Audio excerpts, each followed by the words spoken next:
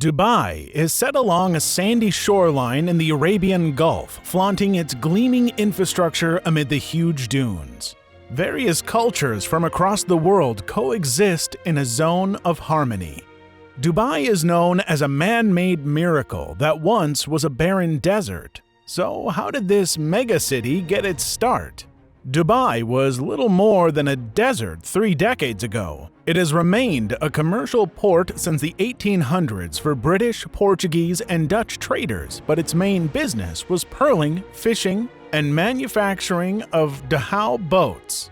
In the 1900s, to secure the route of the British Royal Fleet passing through the Persian Gulf destined for India, British administration did treaties with the Maktoum family, the then ruler of Dubai. Thus, other nearby cities, including Dubai, were under the protection of the British and were known as the British Trucial States. With the emergence of artificial pearls in the market by Japan and due to the 1929 recession, the pearling industry almost ceased. During this tough period, Dubai got an opportunity on which they cashed in. With the introduction of tariffs on Iran's port, the need of expanding the port and creek arose. From the 1970s to the 1980s, the Dubai Creek was dredged so that larger sea vessels could enter the city for trade and announced tax-free trade. Dubai saw an influx of traders, and soon Dubai turned into a Middle Eastern business hub for traders around the world. The Maktoum family had great ties with British administration, and with their help, oil was discovered in Dubai in 1966. Though the oil reserves were not ample, yet played a big role in changing the future of Dubai. Sheikh Rashid Al Maktoum was a visionary leader. He was the driving force behind the Dubai we see now. With the flow of money from oil trading, Dubai started investing in the vision of Sheikh Maktoum. In the 1960s, during his tour to Europe, Sheikh Rashid was mesmerized by the development of European cities. Being a visionary leader, Framed committed himself to change the desert city into a megacity. Since its inception, Rashid knew that the oil reserves were going to end sooner or later. He developed a strategy to make Dubai into a commercial hub. The discovery of oil transformed many other Gulf countries, and so was the case for Dubai. He started investing in local infrastructure like roads, buildings, and developing markets for traders coming from all parts of the world. Today, Dubai has the cleanest and smoothest roads. The Sheikh Zayed Road was one of the best accomplishments of the Dubai government. You can find almost all supercars running on these roads nowadays. In 1971, the British announced a complete withdrawal of the British and joined the nearby states to form a country called the United Arab Emirates. UAE, what we see now, is the cluster of 7 states: Abu Dhabi, Dubai, Sharjah, Ajman, Al Quwain, Fujairah, and Ras Al Khaimah that joined later. Sheikh Rashid was elected as vice president. Soon after the independence, Sheikh Rashid invested in building an international airport in Dubai. Initially, he was criticized for investing money. Being visionary, he saw the unseen. In 1977, Sheikh Rashid handed over the management of Dubai Airport to his son, Sheikh Mohammed Al Rashid Al Maktoum. Under his patronage, the Dubai Airport became an international hub and the most visited tourist destination. Terminal 3 of the Dubai Airport, which is now dedicated to only the national carrier, Emirates Airlines, is the second largest airport building by space and the largest airport terminal in the world. It was Sheikh Mohammed's open skies policy that established the foundation of the tourism industry for Dubai. Having great ties with the British administration, Sheikh Mohammed launched the National Airline of Dubai with the support of British veteran Maurice Flanagan. This was another turning point for Dubai. The development of the airport and a national airline added massively to the growth of Dubai.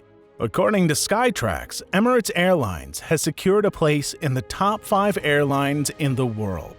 In 1979, to attract more traders around the world, especially from the Western and European countries, a 38-story Dubai Trade Center was opened.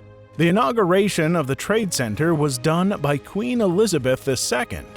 The main reason behind the opening of the Trade Center was to invite delegates from sophisticated countries who were not comfortable visiting the local markets.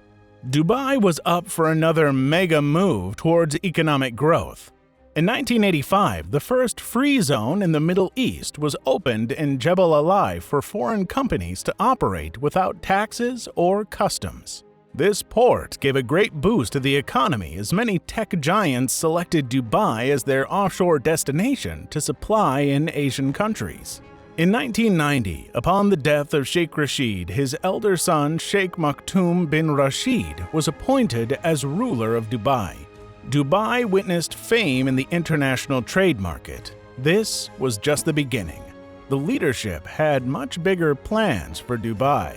All three sons of Sheikh Rashid dedicatedly followed their father's footsteps and worked upon the framework.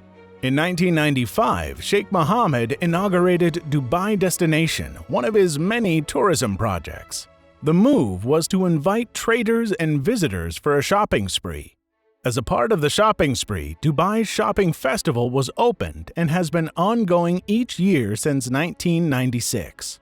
As a result of this, many international companies shifted their offices and businesses to Dubai. The same year, the Dubai World Cup horse racing was also inaugurated. With a price of $4 million, it was the world's richest horse race. Additionally, as tourism increased in Dubai, Sheikh Mohammed started focusing on upgrading tourism facilities in Dubai. As a part of this, Burj Al Arab Hotel, having rooms underwater and lavish gold-plated infrastructure, was constructed on an artificial island in 1994. This hotel was 60 meters shorter than the Empire State Building and is the only 7-star rated hotel in the world. In 1995, Sheikh Mohammed announced eDubai, one of his boldest projects focused on digitalization. Multiple infrastructure projects were started to embrace the new digital economy. Later, in 2000, Sheikh Mohammed inaugurated another economic development project called Dubai Internet City. The purpose of this project was to enable the world's multinational companies like Microsoft, Oracle, Compaq to operate out of Dubai with tax advantage. This project was a mega success. More than 100 IT giants started their operations in Dubai Internet City, and many companies were awaiting approval. As a result of this, Dubai became the world's first fully online government. Another cornerstone project introduced was the Palm Islands in 2001. It was a huge resort over 2 islands in the shape of a palm tree. With a vision to attract investments from around the world, new reforms were made in the real estate sector. Now, companies and individuals could own properties. Soon after this, the real estate market in Dubai experienced a great boom which continued for a decade. According to reports, during this real estate boom, the city of Dubai had almost 25% of the world's construction cranes. After the death of his brother Sheikh Maktoum, he was elected as the ruler of Dubai, Prime Minister and Vice President of the United Arab Emirates in 2006. Now, Dubai was eyeing to make a world impression. In 2010, the world's tallest building was opened, making Dubai famous more than before. And now, again, Dubai is eyeing another tallest building, Dubai Creek Tower, with planned to be opened in near future. Later, in 2016, Dubai Expo 2020 was announced with a focus on attracting more tourism and investment. Expo 2020 Dubai is a 438-hectare shopping area built with 3 major themes and many sub-themes. It was scheduled to inaugurate in October 2020 but postponed due to the COVID-19 pandemic. The Dubai Expo 2020 was inaugurated in October 2021 and will last till March 2022. Some of the other projects which started after the pandemic are Museum of the Future, Ain Dubai, Gate Avenue, and Dubai Creek Harbor. Dubai made progress in economic, social, industry, commerce, tourism, and real estate. In these 58 years, Dubai was one of the fastest growing countries in the world.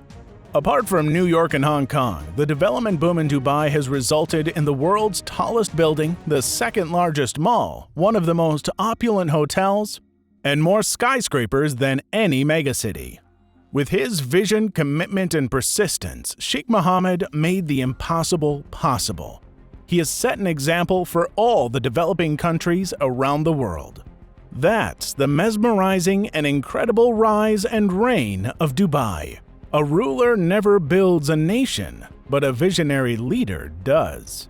Have you been to Dubai? If yes, then share your experience in the comments below. Hope you enjoy the video, subscribe to our channel, and click the bell icon so that you don't miss any of our interesting videos.